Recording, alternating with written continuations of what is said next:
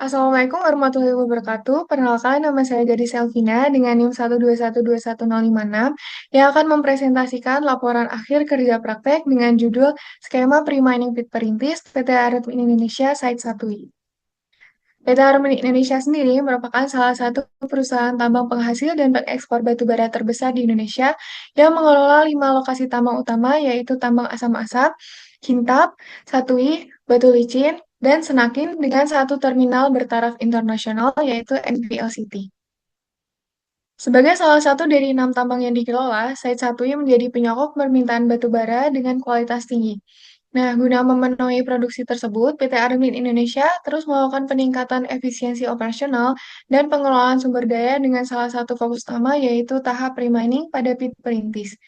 Pre-mining sendiri akan mencakup kegiatan pumping dan mud removal guna memastikan kesiapan tambang sebelum proses produksi dimulai.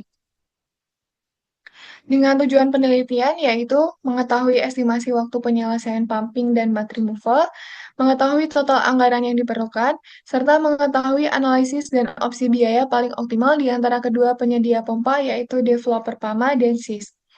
Dengan batasan penelitian yaitu pre-mining pit perintis hanya terfokuskan pada pumping dan mud removal dengan perhitungan PA sebesar 90% dan OA sebesar 87%, maka EWH akan dihasilkan selama 19 jam. Sedangkan untuk mud excavation sendiri akan menggunakan PC 12,5 by PAMA dan seluruh kegiatan tidak memperhitungkan biaya yang timbul pada section SHE, termasuk environmental, admin, dan eksternal lainnya.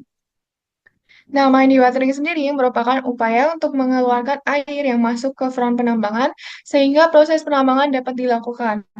Tujuannya untuk mengelola air yang bersumber dari air hujan, air tanah, serta air limpasan kegiatan penambangan dengan salah satu metode yang paling umum yaitu adalah dengan sistem pemompaan. Masuk ke analisis dan pembahasan dengan menghitung sebelumnya untuk menghitung kebutuhan pompa, maka akan dianalisis terlebih dahulu mengenai debit masuk yang bersumber pada curah hujan, intensitas curah hujan, das, serta debit air limpasan. Untuk yang pertama yaitu rain forecasting akan dihitung di tahun 2024 dengan bulan Agustus hingga Desember sebagai berikut, serta untuk tahun di 2025 dari Januari hingga Desember sebagai berikut. Serta dapat diketahui pula untuk catchment area di masing-masing tahun yaitu tahun 2024 dan tahun 2025 dengan periode tahun 5 tahun ke belakang. Sedangkan untuk luas catchment area atau DAS sendiri digunakan software Global Mapper dan dihasilkan luasan area sebesar 72 hektar. Dengan volume air limpasan yang masuk ke forum penambangan pada bulan November hingga April dengan curah hujan masing-masing bulan sebagai berikut dan catchment sebesar 72 hektar akan dihasilkan masing-masing volume di bulan dari November hingga April sebagai berikut. Dan seluruh kegiatan ini ditetap pada tanggal 1 Agustus di 2024 pada elevasi air 7,7. Untuk mengetahui volume air dan volume sendiri akan menggunakan software Manscape 5.7 dan akan dihasilkan volume air sebesar 7,6 juta, sedangkan untuk volume mat sendiri sebesar 623.000. Total head pompa merupakan kemampuan tekanan maksimum pada titik kerja pompa sehingga mampu mengalirkan air atau fluida dari suatu tempat ke tempat lainnya dengan dua komponen utama yaitu vertical lift dan friction loss.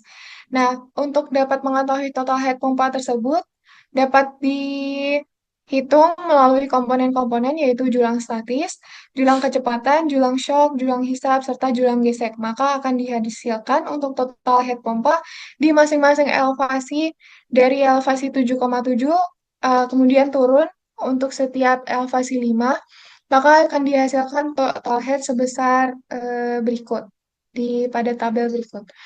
Untuk kebutuhan pompa sendiri akan menggunakan 4 pompa dengan RPM yang berbeda tergantung dengan total head yang akan dihasilkan. Maka untuk menghasilkan debit rata-rata akan dirata-ratakan dari elevasi 2,7 hingga minus 37 akan dihasilkan debit rata-rata yaitu sekitar 709 meter kubik per jam. Dengan kapasitas pemompaan untuk ke pompa multiflow 420 EX dengan PA 90%, working hour 19 jam, serta debit yaitu 709 meter kubik per hour, maka akan dihasilkan volume pompa per hari yaitu 13,5 meter kubik. Sedangkan untuk kapasitas alat berat sendiri menggunakan PC 12,5 dengan PA 90% dengan working hour 19 jam, serta productivity untuk mat sebesar 200 BCM per hour.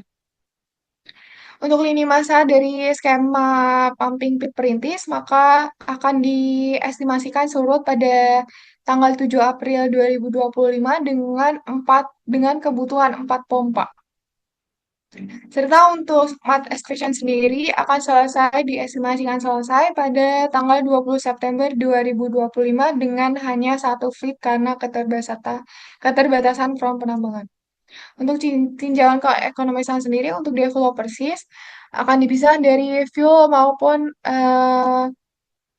rent pump-nya sendiri dengan total fuel akan menghasilkan biaya sebesar 13,7 miliar, sedangkan untuk pump rent-nya sendiri dan pipa akan dihasilkan sebesar 7,7 miliar dan grand total dari developer SIS sendiri sebesar 21,5 miliar. Sedangkan untuk Baipama fuel dan pipa sudah tergabung ke pamrennya sendiri dan akan dihasilkan total biaya sebesar 24,5 miliar.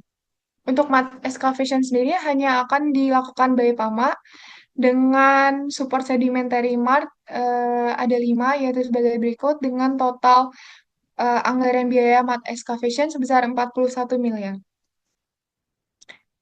Yang dapat disimpulkan dari kerja praktek ini merupakan satu, berdasarkan lini masa yang direncanakan, proses pumping akan selesai pada tanggal 7 Mei 2025, sedangkan untuk mat removal sendiri akan diproyeksikan selesai pada tanggal 20 September di 2025. Untuk total anggaran kegiatan pumping by developer PAMA sebesar 24,5 miliar, sedangkan developer SI sebesar 21,4 miliar. Serta untuk biaya operasional mat excavation by PAMA akan menghasilkan total anggaran sebesar 41 miliar. Yang terakhir adalah dilihat dari biaya penirisan, akan lebih menguntungkan apabila penirisan akan menggunakan pompa dari SIS dengan total cost sebesar 21,4 miliar dibandingkan dengan pompa by PAMA dengan total biaya sebesar 24,5 miliar. Sekian presentasi yang dapat saya sampaikan. Apabila terdapat kesalahan kata, mohon dimaafkan. Terima kasih. Wassalamualaikum warahmatullahi wabarakatuh.